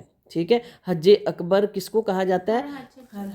ہر حاجی حج اکبر ہوتا ہے جی. حج اصغر وہ نا عمرہ میں بھی جائیں تو وہ آپ کو حاجی کہہ رہے ہوتے ہیں جی, تو اس کا مطلب ہے کہ عمرہ بھی حج ہے. ٹھیک ہے جی. الا الذین عاہدتم من المشرکین, بجوز ان مشرکوں کے جن سے تمہارا معاہدہ ہو چکا ہے اور انہوں نے تمہیں ذرا سا بھی نقصان نہیں پہنچایا, نہ کسی کی تمہارے خلاف مدد کی ہے, تو تم بھی ان کے معاہدے کی مدت ان کے ساتھ پوری کرو. اللہ تعالیٰ پرہیزگاروں کو دوست رکھتا ہے. دیکھیں, جنہوں نے تنگی دی ان کو اللہ تعالیٰ کہہ رہا ہے کہ ان کو ذرا مار ڈالو, لیکن وہ مشرک جن کے ساتھ تمہارا معاہدہ ہوا تھا لیکن انہوں نے نہ تمہیں کوئی نقصان دیا ہے اور نہ تمہارے خلاف کوئی مدد کی ہے, تو تم ان کے ساتھ اپنا معاہدہ پورا کرو. کتنی پیاری بات ہے نا, قرآن کے احکامات ذرا چیک کریں ہیں. حالانکہ مشرک ہیں, لیکن جو اگر انہوں نے تکلیف بھی نہیں دی اور اگر کافروں کا ساتھ بھی نہیں دیا, تو پھر جیسے اللہ کے نبی جو ہیں وہ یہودیوں کے ساتھ تجارت کرتے تھے نا, تو یہ کہیں منع نہیں ہے کہ آپ یہودیوں یا عیسائیوں کے ساتھ کاروبار نہیں کرو, لیکن دلی دوستی نہ رکھو. کاروبار کرو ان کے ساتھ, اور کاروبار ڈٹ کے کرو, صحیح ہے, لیکن دلی دوستی نہ. وہ بھی تمہارے ساتھ کرتے ہیں نا جی. فَإِذَنْ سَلَخَ الْأَشْهَرُ دراصل کچھ ہم لوگوں نے نا جو دین ہے نا اس کو نا اس کی کچھ اور طرح کی انٹرپریٹیشن کر لی ہے کہ ہم نے بالکل جن چیزوں میں تو ہم نے کافروں اور مشرکوں یہودوں نے سارا کو دور رکھنا تھا ان میں ہم نے ان کو کلوز کر لیا, اور جن میں دور نہیں رکھنا تھا ان میں ہم نے ان کو دور کر دیا. مطلب وہ غلط ہم نے تھوڑا سا رویہ اپنا لیا نا. ہمارے دلوں میں ان کے لیے نفرت ہونی چاہیے, لیکن جو ہمارا معاملات ہے نا ان میں نہیں نفرت ہونی چاہیے. دیکھیں وہ یہ کام ہمارے سے کر رہے ہیں, وہ اپنا بزنس اپنا ہمارے اوپر تھوپا ہوا ہے انہوں نے. یہاں پہ یہودی آئٹمس کتنی خوش ہو کے کھاتے ہیں, تو یہ چیز ہم کیوں نہیں کر سکتے. یہی تو بات ہے, پروڈکٹس ان کی اتنی اچھی ہیں کہ ہمیں وہی پسند آتی ہیں. ہمیں مطلب جو امپورٹڈ پروڈکٹس ہیں ان کے مقابلے کی پاکستان میں پروڈکٹ ہی نہیں. ایون کہ کھانے پینے کی چیزیں یہ نیسلے کی آپ دیکھیں جو اسٹینڈرڈ اس کا ہے وہ کسی اور کا نہیں ہے. سب نے چھوڑ دی تھی نا, ہم نے تو چھوڑ دی نہیں, ہم نے بھی چھوڑی ہوئی, ہم پریما یوز کر رہے ہیں. انہوں نے ان کی قیمتیں بڑھا دی, اور وہ ان کا وہ اسٹینڈرڈ ہے بھی نہیں ہے وہ اسٹینڈرڈ بھی نہیں. پھر کیا کہ پھر حرمت والے مہینوں کے گزرتے ہی مشرکوں کو جہاں پاؤ قتل کرو, انہیں گرفتار کرو, ان کا محاصرہ کر لو, اور ان کی طاق میں ہر گھاٹی میں جا بیٹھو. ہاں اگر وہ توبہ کر لیں اور نماز کے پابند ہو جائیں اور زکوٰۃ ادا کرنے لگے تو تم ان کی راہیں چھوڑ دو, یقیناً اللہ بخشنے والا مہربان ہے. آپ بتائیں جی کیوں صورت سخت ہے, کیوں صورت توبہ کے احکامات سخت ہیں؟ کہ ایک تو بعض مفسرین نے تو اس کو عام رکھا ہے اس حکم کو, یعنی حل میں یا حرم میں جہاں بھی پاؤ اس کو قتل کرو, لیکن مسجد حرام کے پاس ان سے مت لڑو یہاں تک کہ وہ خود تم سے لڑیں. اور بعض نے کہا ہے کہ یہ جو جنگ کے وقت جو ہے جہاں بھی تم ان کو پاؤ, حرمت والے مہینوں میں نہیں لیکن مشرکوں کو جہاں بھی پاؤ ان کو قتل کرو, انہیں گرفتار کرو, ان کا محاصرہ کرو, ان کی طاق میں ہر گھاٹی میں جا بیٹھو یہاں تک کہ وہ توبہ کر لیں اور نماز کے پابند ہو جائیں اور زکوٰۃ دینے لگیں, اور تو تم ان کی راہیں چھوڑ دو.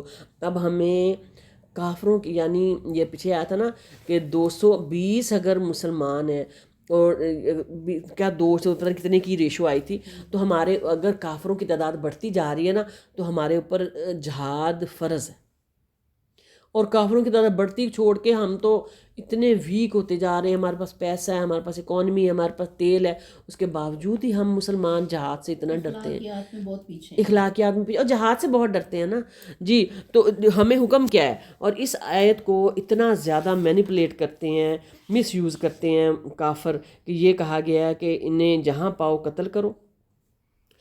حیث فاقتلوا المشرکین حیث وجدتموہم وخذوہم واحصروہم, ان کو جہاں پاؤ انہیں گرفتار کرو, قتل کرو, انہیں گرفتار کرو, ان کا محاصرہ کرو, ان کی طاق میں ہر گھاٹی میں جا بیٹھو. تو بھائی کیوں نہ کریں گے, اس لیے کہ آپ نے نہیں ہمارے مسلمان بھائیوں کو مارا. وَإِنْ أَحَدٌ مِّنَ الْمُشْرِكِينَ, اب جو فلسطین میں جو لڑائی ہو رہی تھی نا اس میں ہم سب کے اوپر جہاد فرض تھا، لیکن ہم نے کیا کیا؟ کچھ بھی نہیں کیا۔ اگر مشرکوں میں سے کوئی تجھ سے پناہ طلب کرے تو اسے پناہ دے دے، یہاں تک کہ وہ کلام اللہ سن لے، پھر اسے اپنی جائے امن تک پہنچا دے، یہ اس لیے کہ یہ لوگ بے علم ہیں۔ اب کہا جا رہا ہے کہ مشرکوں میں سے بھی اگر کوئی آپ کے پاس پناہ طلب کرنے آئے تو اس کو پناہ دے دیں، اور وہ قرآن پاک پڑھنے لگ جائے تو اس کو امن تک پہنچا دو۔ کیف یکون للمشرکین عہد، مشرکوں کے لیے عہد اللہ اور اس کے رسول کے نزدیک نا، جب نبی پاک صلی اللہ علیہ وسلم کے اینڈ کا دور تھا نا، 9 ہجری 10 ہجری، یہ اس وقت کی بھی باتیں ہیں۔ مشرکوں کے لیے عہد اللہ اور اس کے رسول کے نزدیک کیسے رہ سکتا ہے، اور سوائے اس کے ان کے جن سے تم نے عہد و پیمان مسجد حرام کے پاس کیا ہے، جب تک وہ لوگ تم سے معاہدہ نبھائیں تم بھی ان سے وفاداری کرو، اللہ تعالیٰ متقیوں سے محبت رکھتا ہے۔ پھر افائے عہد کی بات ہے کہ عہد ان سے نبھاتے رہو۔ کیفا وَإِن يَظْهَرُوا عَلَيْكُمْ لَا يَرْقُبُوا، اور یہ ان کے وعدوں کا کیا اعتبار، ان کا اگر تم پر غلبہ ہو جائے تو نہ یہ قرابت داری کا خیال کرے نہ عہد و پیمان کا، اپنی زبانوں سے تو تمہیں پرچار کر رہے ہیں لیکن ان کے دل نہیں مانتے، ان میں سے اکثر تو فاسق ہیں۔ اب ان کو پہلے کہا جا رہا ہے کہ یہ ان کے ساتھ عہد کرو، یعنی ان کے معنی جن مشرکین سے تمہارا معاہدہ ہے اس کے علاوہ اب کسی سے معاہدہ باقی نہیں رہا۔ عہد کی پاسداری اللہ کے ہاں بہت پسندیدہ امر ہے، اس لیے معاملے میں احتیاط ضروری ہے۔ انا کے معنی قراب اور ذمہ کے معنی عہد کے ہیں، یعنی مشرکین کی زبانی باتوں کا کیا اعتبار، جبکہ ان کا یہ حال ہے کہ اگر یہ تم پر غالب آ جائیں تو کسی قرابت اور عہد کا پاس نہیں کریں گے۔ بعض مفسرین کے نزدیک پہلا کیفا مشرکین کے لیے ہے اور دوسرے سے مراد یہودی ہیں، یعنی ان کی یہ صفت بیان کی گئی ہے کہ وہ اللہ کی آیتوں کو کم قیمت پر بیچتے ہیں، اور بار بار وضاحت یہ ہے کہ مشرکین اور یہود کی اسلام دشمنی اور ان کے سینوں میں مخفی عداوت کے جذبات کو بے نقاب کرنا ہے۔ یعنی بار بار یہ باتیں اس لیے کہی جا رہی ہیں کہ مشرکین اور یہود جو ہیں وہ بہت زیادہ اسلام کے دشمن ہیں اور ان کے سینوں میں بہت زیادہ اسلام کے خلاف عداوت ہے۔ آئی سمجھ اس بات کی؟ یہ اللہ تعالیٰ بار بار اس لیے بتا رہے ہیں کہ عہد تو ان سے پورے کرو لیکن دھیان سے رہو۔ اشتروا بآیات اللہ ثمنا قلیلا، انہوں نے اللہ کی آیتوں کو بہت کم قیمت پر بیچ دیا اور اس کی راہ سے روکا۔ بہت برا ہے جو یہ کر رہے ہیں یہودیوں کے بارے میں۔ لا یرقبون فی مؤمن، یہ تو کسی لحاظ کے حق میں کسی رشتہ داری کا یا عہد کا مطلق لحاظ نہیں کرتے، یہ ہیں ہی حد سے گزرنے والے۔ فإن تابوا وأقاموا الصلاۃ، اب بھی اگر یہ توبہ کر لیں اور نماز کے پابند ہو جائیں اور زکوٰۃ دیتے رہیں تو تمہارے دینی بھائی ہیں۔ ہم تو جاننے والوں کے لیے اپنی آیتیں کھول کھول کر بیان کرتے ہیں۔ یہ اس آیت کے بارے میں کہا جاتا ہے کہ یہ آیت منسوخ ہے۔ صحیح ہے، قرآن میں کچھ آیتیں منسوخ ہیں، یہ آیت منسوخ ہے، یہ قرآن میں موجود ہے لیکن اس کا حکم قرآن میں موجود نہیں ہے کہ اگر وہ جب تک اگر بے شک وہ توبہ بھی کر لیں، نماز بھی قائم کریں، زکوٰۃ بھی دیں، لیکن جب تک وہ اللہ پر اور جب تک وہ اللہ پر ایمان تو رکھتے ہیں، جب تک حضرت محمد صلی اللہ علیہ وسلم پر ایمان نہیں لائیں گے تب تک ان کا کوئی عمل قابل قبول نہیں ہوگا۔ ٹھیک ہے، اس لیے کہا جاتا ہے کہ یہ آیت منسوخ ہے۔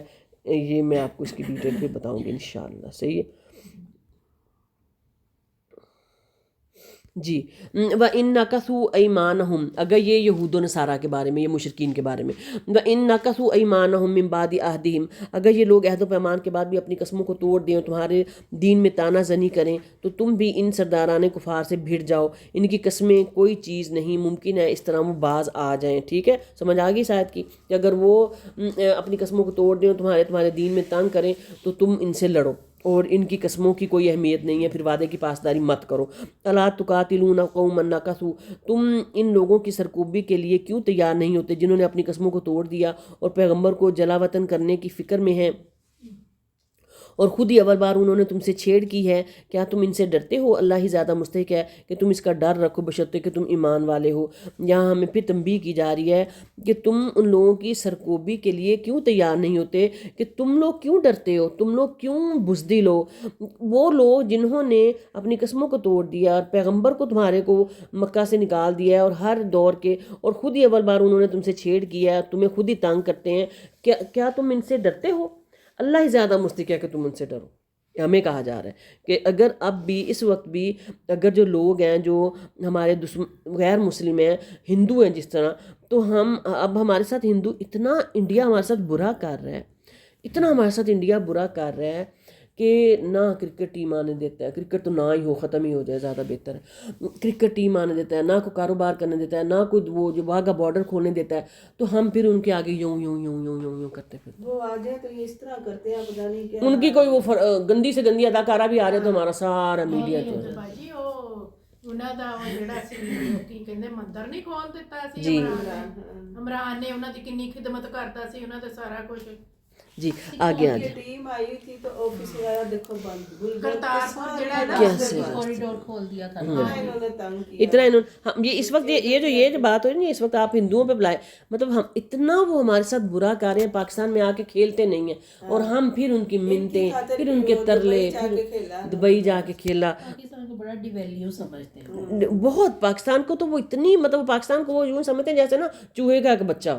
اور ہم اور اس کے پیچھے ریزن کیا ہے نا، اس کے پیچھے ریزن یہ ہے کہ they are developing very quickly, وہ بہت زیادہ ترقی کر رہے ہیں. پتہ ہے انہوں نے کیا کہا ہے کہ ہم اتنی ترقی کر رہے ہیں اور پاکستان ایک پور کنٹری ہے اور اس کا ہمارے ساتھ ہماری سرحد کے ساتھ ہونا ہمارے لیے خطرہ ہے.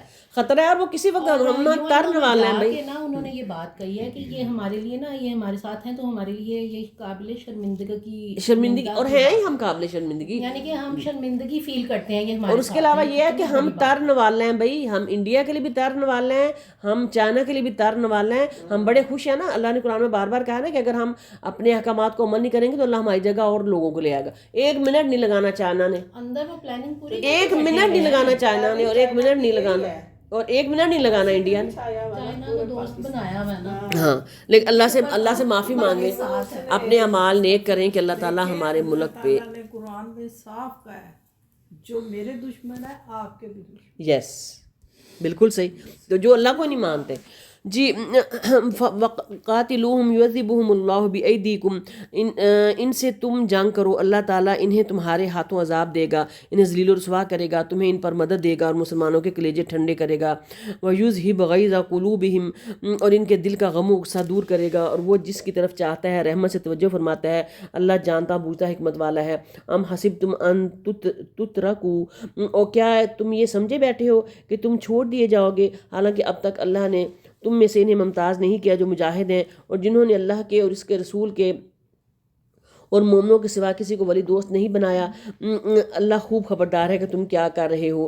ما کان للمشرکین ان یعمروا مساجد اللہ، لائق نہیں کہ مشرک اللہ تعالیٰ کی مسجدوں کو آباد کریں.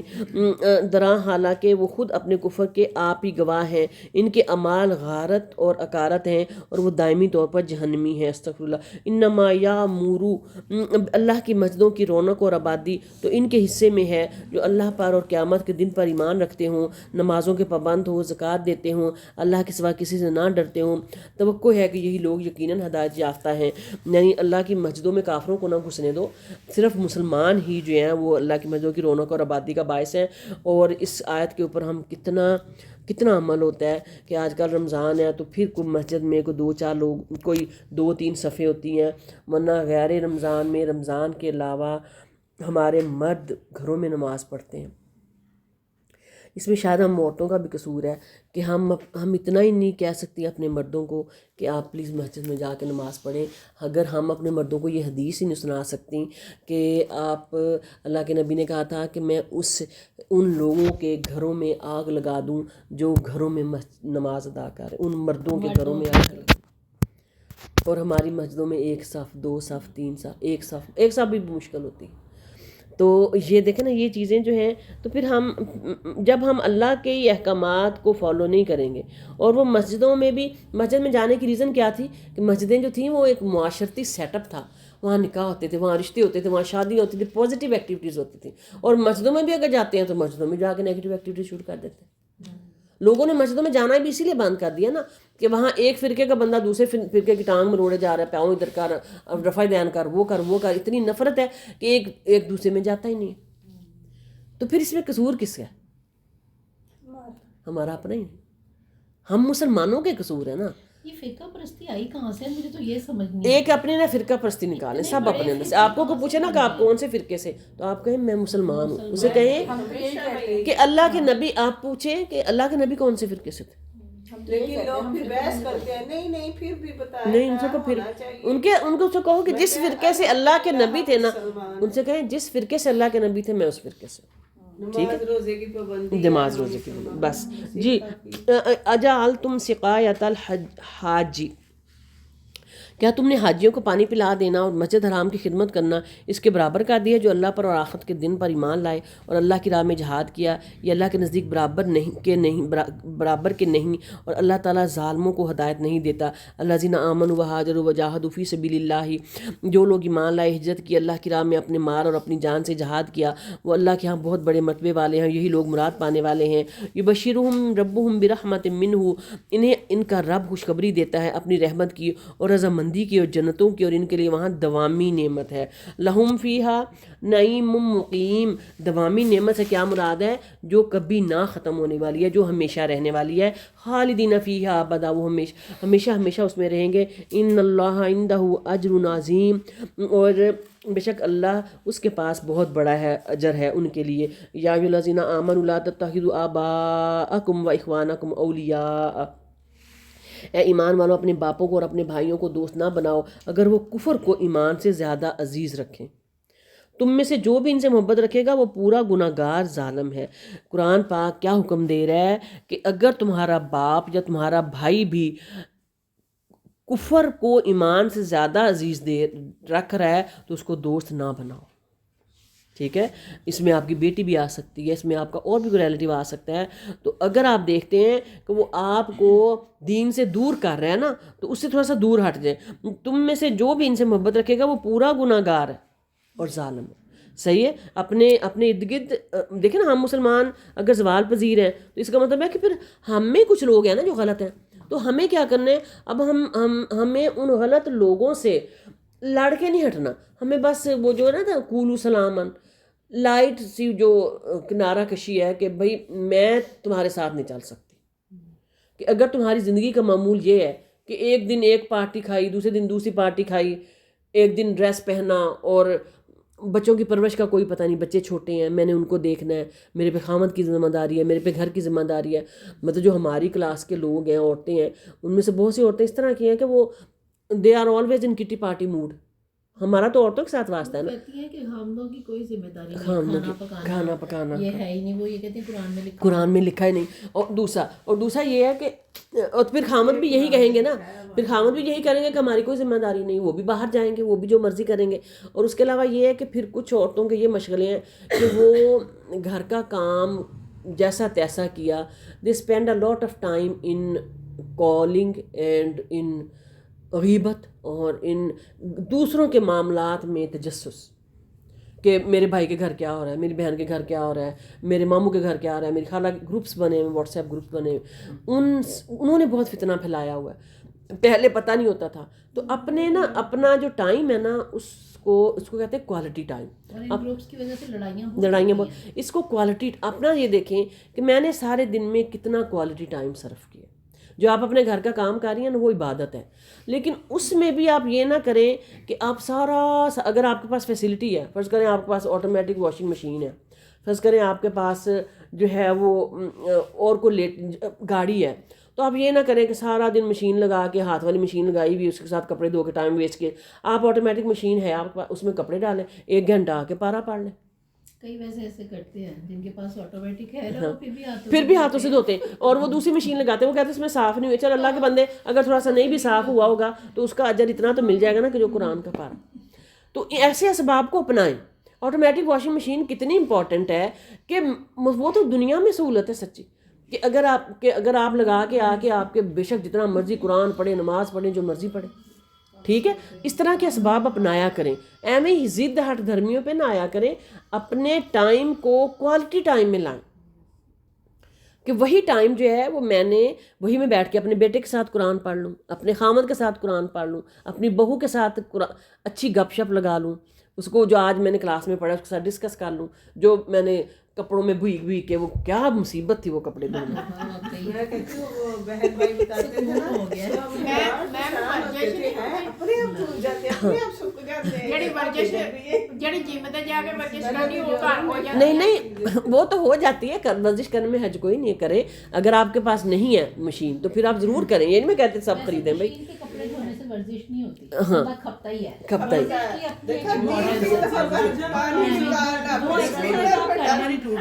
کمر ہی ٹوٹتی. میں تو اتنی بونگی ہوں، کچھ لوگ کپڑے دھوتے ہیں تو ان کے کپڑے نہیں گیلے ہوتے، میں تو ساری بھیگی ہوتی بونگوں کی طرح، اوپر سے لے کے نیچے تک بھیگی ہوتی تھی. تو میں تو باہر گئی تو میرے میاں نے کیا، وہاں میں نے مشین دیکھی، وہاں 4 سال یوز کی. میرے میاں جب میں نے آ کے مشین ماسیوں سے لگوانی، سارا دن چک چک کہتے اے دے خدا دا واسطہ ہے. میں تو ہوں جو کرنا میں واشنگ مشین لے. میں کپڑے دھوتی بھی بہت، میں کریزی ہوں تھوڑی سی. تو وہ جتنا اس کا سکھ ہے تو وہ آپ اپنائیں. اس اپنانے کو پھر آپ اس ٹائم میں بیٹھ کے آپ جو مرضی کریں. آپ کوالٹی ٹائم دیکھیں. نہیں ڈرامے نہیں دیکھیں، قرآن پڑھنا ہے. اچھے دیکھیں نا، اور کام نکل آتے ہیں، بہت نکل آتے ہیں. اور کام، گھر کے کام تھوڑے ہوتے ہیں، گھر کے کام تو ختم ہی نہیں ہوتے. ارادہ ہونا چاہیے. جی آگے چلے، کیونکہ نا دیکھو سمات با صحابہ باجو ذوالقرنین العین تھا، اس نے سب اسباب کو اپنایا. ہمارے ڈاکٹر فرحت ہاشمی ہیں تو وہ بتاتی ہیں کہ وہ کہتی ہیں کہ جب یہ واشنگ مشین آئی نا تو میرے ابو نے، آج سے کتنے سال پرانی بات ہوگی، وہ ہم سے 15 سال بڑی ہیں، تو ان کے ابو بہت بڑے عالم تھے سرگودا کے، اور ہی واز آلسو حکیم تھے، بہت فیمس تھے. 12 پتہ نہیں بہن بھائی. تو وہ کہتے میرے ابو نے اسی وقت ہمیں مشین لا کے دی. میرے ابو کہتے تم لوگ یہ کیا سارا دن کھپتی رہتی ہو ہاتھوں کے ساتھ کپڑے دھو کے. مطلب اس دور میں وہ جو ہاتھ والی جو عام مشین تھی وہی بڑی امپورٹنٹ تھی. تو وہ کمبلوں کو دھوتی ہوتی تھی، وہ کھیسوں کو گرم پانی میں ڈال کے کیا کچھ کر کے دیگچے میں پانی تو جو فیسلٹی ملے نا اس کو اویل کریں. صابن سوڈا کھاپیاں تو اور پھر اس ٹائم کو کوالٹی، اس ٹائم پہ پھر یہ نہ کریں کہ وہ لگا کے تم انڈین مووی دیکھنے بیٹھ گیا. یہ نہیں کرنا. پھر نیک کام کرنا، پھر نیک کام کرنا انشاءاللہ العظیم. ہاں کل ان کانا کھولا ڈالے، آپ ڈالیں، سارا ڈالیں، بچے ڈالیں. کل ان کانا آباؤکم و ابناؤکم و اخوانکم. آپ کہہ دیجئے کہ اگر تمہارے باپ اور تمہارے لڑکے اور تمہارے بھائی اور تمہاری بیویاں اور تمہارے کنبے قبیلے اور تمہارے کمائے ہوئے مال اور وہ تجارت جس کی کمی سے تم ڈرتے ہو، اور وہ حمیلیاں جنہیں تمہیں پسند کرتے ہو، اور اگر یہ تمہیں اللہ سے اور اس کے رسول سے اور اس کی راہ سے جہاد سے بھی زیادہ عزیز ہیں، تم انتظار کرو کہ اللہ تعالیٰ اپنا عذاب لے، اور اللہ تعالیٰ فاسقوں کو ہدایت نہیں کرتا. بتائیں جی، اب جہاد کے مقابلے میں ہم یہ کہیں کہ نہیں جی میں جہاد کروں گی تو میرے سے یہ مال چھن جائے گا، میرا ریسٹ چھن جائے گا، میرا بیڈ چھن جائے گا، میرا گھر چھن جائے گا، میرا باپ، میرا بھائی. اب جو غزوہ بدر تھا اس میں حضرت بکر اپنے بیٹے کے خلاف لڑے تھے، اور سارے صحابہ نبی پاک صلی اللہ علیہ وسلم کے چچا کے خلاف لڑے تھے، بھائیوں کے خلاف لڑے تھے. ایمان اور کفر کی جنگ تھی. تو ایمان جب آتا ہے تو پھر آپ نے یہ چیزیں، اس میں رشتے بھی پیچھے کر دیں. لقد نصرکم اللہ فی مواطن. کوئی بہن بھائی، کوئی آپ کا خامد، کوئی آپ کا بیٹا، آپ فیل کرتے ہیں نا کوئی کہ یہ آپ کو دین سے دور کر رہا ہے تو اسے تھوڑا سا ڈسٹینس دیکھیں. کہ کوئی بہن آپ کی بہت ہی چگلیاں کرتی، اس سے کال کریں، اسے کہیں کہ آپ کوئی اچھی سی بات کرتے، بتاؤ کیا پکایا، کیا کھایا، کھانے پہ لگا دیں، کپڑوں پہ کپڑے کھانے کی بات پھر غیبت سے بہتر. ٹھیک ہے، اس کو تھوڑا سمجھائیں کہ میں تم سے اس لیے بات نہیں کرتی کہ تم غیبت بہت کرتی، اور بہنیں آپس میں بہت غیبتیں کرتی. جی لقد نصرکم اللہ فی مواطن کثیرہ. یقیناً بہنیں اور ماں بیٹیاں، یقیناً اللہ تعالیٰ نے بہت سے میدانوں میں تمہیں فتح دی ہے، اور حنین کی لڑائی والے دن بھی جب کہ تمہیں اپنی کثرت پر ناز ہو گیا تھا، لیکن اس نے تمہیں کوئی فائدہ نہ دیا، بلکہ زمین سوری اگر آپ لوگوں کو میری بات بری لگے، بلکہ زمین باوجود اپنی کشادگی کے تم پر تنگ ہو گئی، پھر تم پیٹھ پھیر کر مڑ گئے. ثم انزل اللہ سکینتہ علی رسولہ وعلی المؤمنین. پھر اللہ نے اپنی طرف کی تسکین اپنے نبی پر اور مومن پر اتاری، اور وہ اپنے وہ لشکر بھیجے جنہیں تم دیکھ نہیں رہے تھے، اور کافروں کو پوری سزا دی. ان کفار کا یہی بدلہ تھا. پہلے جنگ بدر کا قصہ چلا تھا، پھر درمیان میں جو ہے وہ جو مومنین سے مشرکین سے برات کا قصہ آ گیا، اور اب پھر دوبارہ غزوہ بدر کا قصہ چل رہا ہے کہ اللہ تعالیٰ نے کیا کیا کہ اللہ تعالیٰ نے اپنی ایک طرف سے اونگ طاری کر دی نبی صلی اللہ علیہ وسلم پر بھی اور تمام مومنین پر، اور اس اونگ میں اتنی سکینت تھی کہ جو کافروں کا خوف تھا وہ ختم ہو گیا۔ ثم یتوب اللہ من بعد ذلک علی من یشاء، پھر اس کے بعد بھی جس پر چاہے اللہ تعالیٰ اپنی رحمت کی توجہ فرمائے گا۔ اللہ تعالیٰ ہی بخشش اور مہربانی کرنے والا ہے۔ ٹھیک ہے،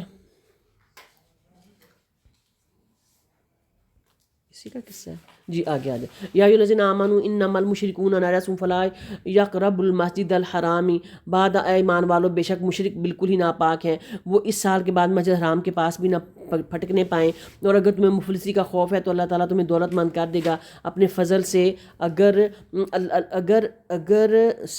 اللہ چاہے۔ اللہ حکمت اور علم والا ہے۔ یہ یہاں ہے کہ مشرک ناپاک ہیں اور آج کے بعد اس سال کے بعد مسجد حرام کے پاس پھٹکنے بھی نہ پائیں یہ، اور اگر تم لوگ یہ سوچتے ہو نا کہ ان کے نہ آنے سے تم لوگ مفلس ہو جاؤ گے، تو ایسا نہیں ہے، اللہ تعالیٰ تمہیں دولت مند کر دے گا۔ ٹھیک ہے، کیونکہ تجارت ہوتی تھی نا، تو تجارت میں اوبویس سی بات ہے کہ یہودی عیسائی آتے تھے تو تجارت بہت بڑھتی تھی۔ تو جب پھر اللہ نے کہا کہ اگر صرف وہ یہودی اور عیسائی یا مشرکین نہیں آئیں گے، تم ایسا نہ سوچو کہ تم لوگ غریب ہو جاؤ گے۔ اب بھی مکہ میں کوئی فصل نہیں ہوتی، کوئی کچھ نہیں اگتا، لیکن آپ کو وہاں کیا نعمت نہیں ملتی۔ قاتل الذین لا یؤمنون، ان لوگوں سے لڑو جو اللہ پر اور قیامت کے دن پر ایمان نہیں لاتے، جو اللہ اور اس کے رسول کی حرام کردہ شے کو حرام نہیں جانتے۔ نصف پہ بتا دیجیے گا۔ نہ دین حق کو قبول کرتے ہیں ان لوگوں میں سے جنہیں کتاب دی گئی ہے، یہاں تک کہ وہ ذلیل و خوار ہو کر اپنے ہاتھ سے جزیہ ادا کر دیں۔ اس کو جزیہ بھی کہتے ہیں، جزیہ بھی کہتے ہیں۔ وکالت الیہود عزیز ابن اللہ، یہود کہتے ہیں عزیز اللہ کا بیٹا، اور نصرانی کہتے ہیں مسیح اللہ کا بیٹا ہے۔ یہ قول صرف ان کے منہ کی بات ہے، اگلے منکروں کی بات کہ یہ بھی نقل کرنے لگے ہیں۔ اللہ انہیں غارت کرے، وہ کیسے پلٹائے جاتے ہیں۔